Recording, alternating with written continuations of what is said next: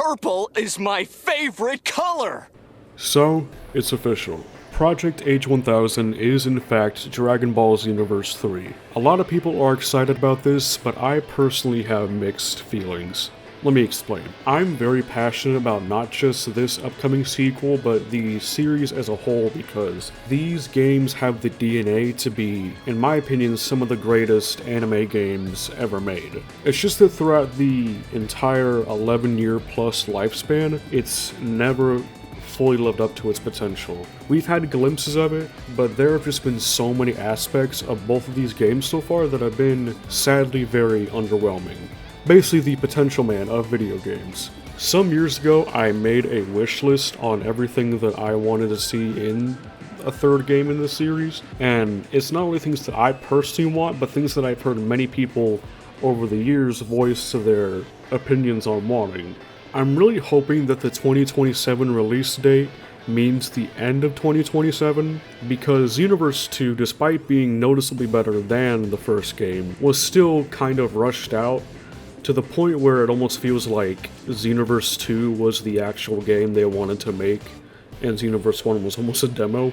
Xenoverse 2 only came out less than 2 years after the first game, and we're getting the final DLC for Xenoverse 2 later this summer of 2026, so I am really hoping that Dimps has as much time as possible to make this game as good as it can be.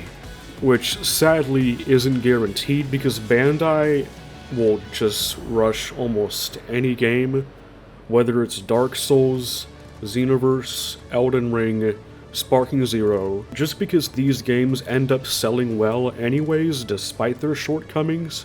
They almost refuse to allow the developers more funding and time to complete the things that they need to, and they just want to churn things out.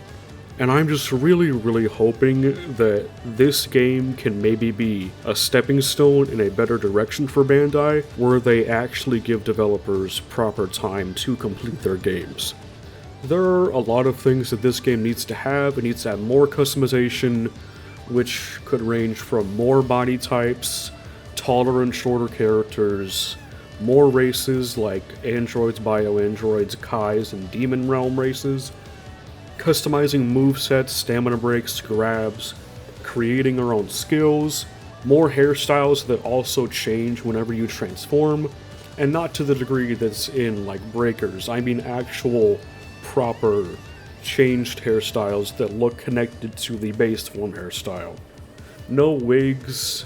We should have more accessories that can be colored, and we should be able to have several of them equipped and be able to move them and reshape them if we want to.